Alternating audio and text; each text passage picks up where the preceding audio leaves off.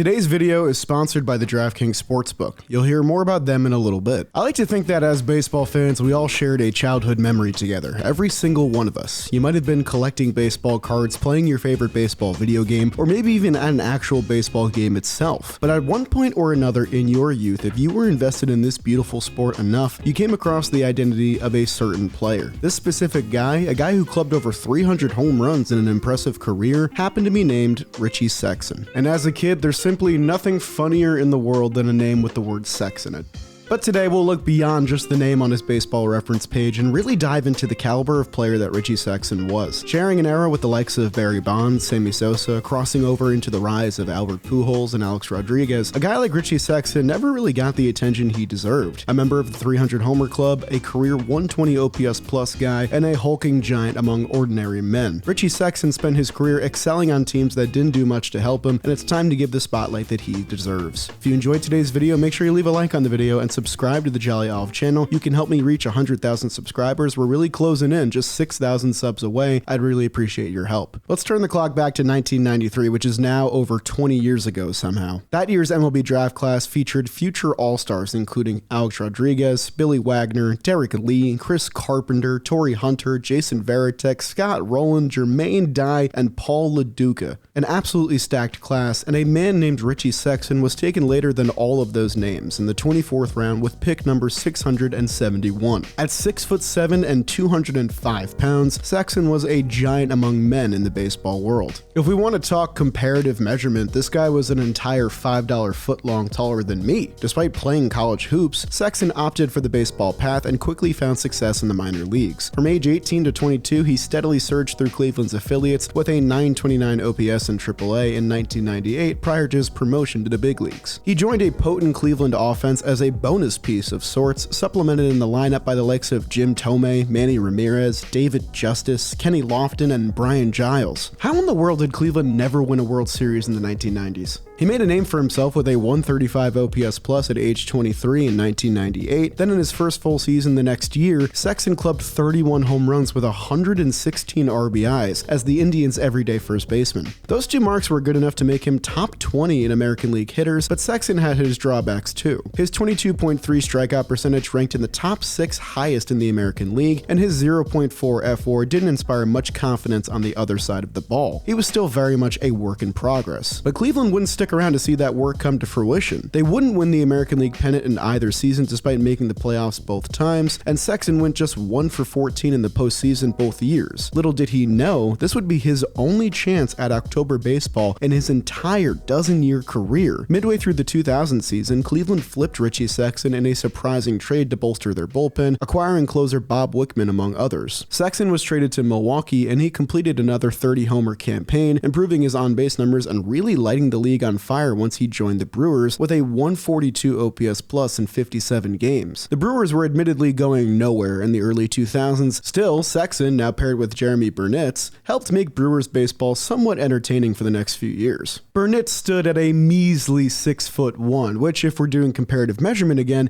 is half of a $5 footlong shorter than Richie Sexson. Are you keeping up? The 2001 to 2003 Brewers couldn't outscore what appears to be one of the worst starting rotations I've ever seen in a 3-year stretch, but Richie Sexson took his power hitting to the next level amidst the chaos. While his team lost at least 94 games in each of these seasons, Sexson completed the best stretch of his career. In 2001, he clubbed 45 home runs, which was 6th in the National League in the same year that Bonds, Sosa, and Luis Gonzalez were participating in recreational off-field activities. The ending of his 01 season is especially interesting. With a dozen games left in the season, Sexson already had 36 home runs, a 258 batting average, and 833 OPS. These were good numbers to end the season on. It would have been a great year for Richie Sexson, but man, did he make those last dozen games count. First, he clubbed 3 home runs in a single game against Arizona. That 3-homer game actually coincided with his own teammate, Jeremy Burnitz, who also hit 3 homers in the same game as him. The crazy thing is that this is still the only time in baseball history that 2 players both hit 3 3 homers in a single game, let alone players on the same team. The following week, he homered 5 times in 5 games, including another multi-homer performance against St. Louis. In his final 12 games, Sexson clubbed 9 home runs with 23 RBIs, raising his OPS for the season over 50 ticks and completely ballooning his year-end numbers. But Sexson's torrid pace could only partially heal the damage of a disappointing campaign, with 94 losses being the Brewers' worst season in 17 years. Then, the next year, they blew that loss total out of the water with their worst season in franchise history by a long mile at a 56-106 record, their only season with over 100 losses in team history. The next year in 2003, they lost 94 games again. While they tried to field a competent rotation or some sort of consistent offense to no avail, Richie Sexson kept mashing. He put up almost identical numbers from his 2001 season in 2003, but this time ranked second in the National League for home runs, behind only his former teammate Jim Thome with 45. Richie Sexson was one of just 17 players with over 100 home runs from 2001 to 2003, and while he was a less complete hitter than the likes of Barry Bonds and Alex Rodriguez, he mashed with the best of the league. In the National League, Sexson was a top 4 hitter for home runs and RBIs, and had a top 20 OPS with an .895 clip. And I just want to take this time to address the media. I have deep,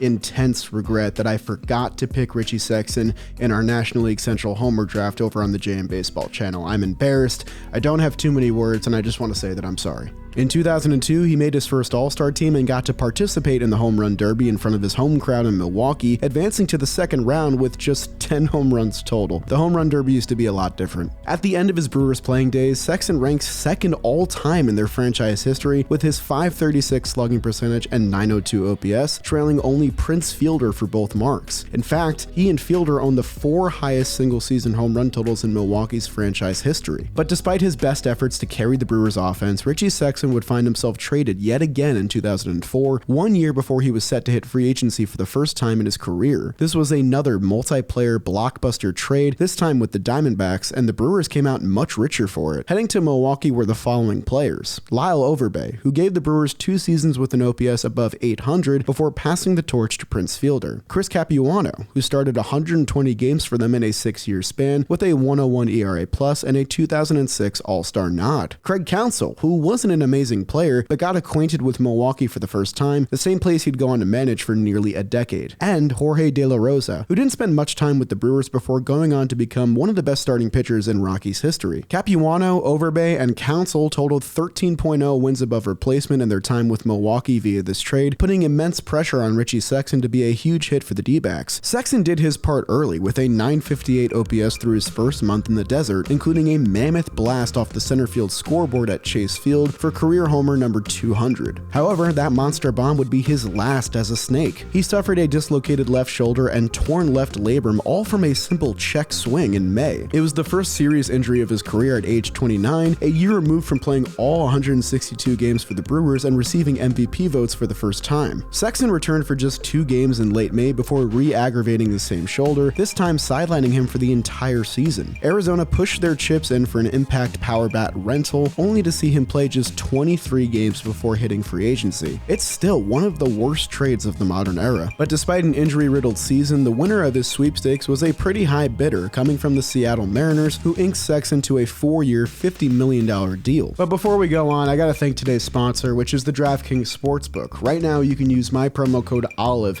bet $5 on any wager, and win $200 in bonus bets. Obviously, NFL playoffs are about to kick off, that's what's hot in the streets, but I actually just placed some MLB future bets. I got some money in on Fernando Tatis to win NL MVP, Mike Trout to win AL MVP. The odds are pretty good there, so if you're a baseball fan looking to bet there, I highly recommend the DraftKings Sportsbook, or if you're a football fan like most of us, bet on the games this weekend. That's promo code OLIVE, bet $5, win $200 in bonus bets at the DraftKings Sportsbook. Thank you to them for sponsoring today's video. Now let's get back to the video. The surrounding components of this deal make it seem like a perfect recipe for disaster. The offense definitely needed work and wasn't exactly a Richie Sexson away from being fixed. The Mariners were coming off a 99-loss season and the firing of their young manager Bob Melvin. Yeah, that's right. A long time ago, a young 40-year-old Bob Melvin was the manager of the 03 and 04 Seattle Mariners. Now, if you knew that already, you're probably a Seattle fan, or you know too much ball and it's time to go outside. While the Seattle Mariners did indeed stay bad in 2005, it certainly was not the fault of their new, coveted free agent slugger. Through a semi-truck across the street, he wrestles bears and eats raw meat. The sunflower seeds. Big Richie. He swam the Nile with a crocodile, and he hits that ball a country mile. As a matter of fact, I do. Big Richie, Big Richie.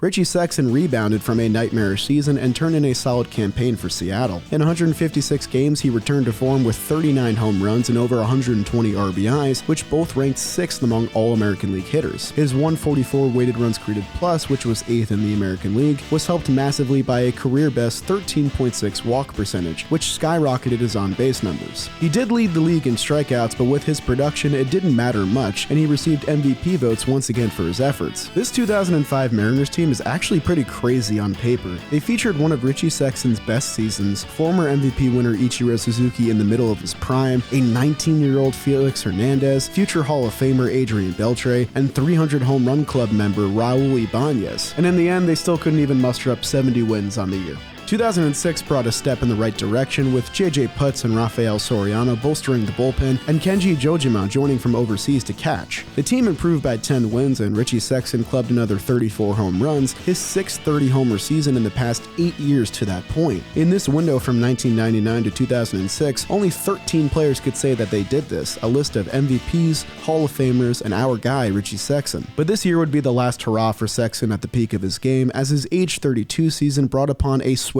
downfall. He did put up 21 more home runs, but while Seattle ascended back to winning baseball, their slugging first baseman's production plummeted. He barely scraped over the Mendoza line and sported far worse slugging and plate discipline numbers than fans were accustomed to. He also missed sporadic time with nagging injuries, and in 2008, things only got worse. He missed more time, put up similarly poor numbers, and even got suspended 5 games for an on-field brawl in early May. The only saving grace of this last season was Sexson finally reaching the 300-homer plateau with a bomb against his former team in the Cleveland Indians, but not too far after, Sexson would be released in the final year of his contract. He had a quick pit stop with the Yankees later on in 2008, but that too came to an end after just 22 games. After a dozen years, over 300 home runs, and nearly 1,000 RBIs, Richie Sexson's career had come to an unceremonious close. He was underrated then and even more underrated now, especially when we examine his career numbers a bit more closely. Now obviously, Sexson is among the elite echelon of baseball's big men. There are 176 players in MLB history that were 6'7" or taller during their time in the league, with only 14 of them being position players. The cool thing is that 4 of those guys, in Tony Clark, Aaron Judge, Frank Howard, and Richie Sexson himself, have all clubbed over 250 career home runs, with no one else even in their stratosphere. A player of Sexson's build simply doesn't come around much in baseball, and we gotta appreciate the big men that entered the sport more often. Sexson's time in Milwaukee stands out a lot when considering his legacy. Of all MLB players in the 2000s, only 7 men were able to have multiple seasons where they hit 45 home runs with over 120 runs batted in.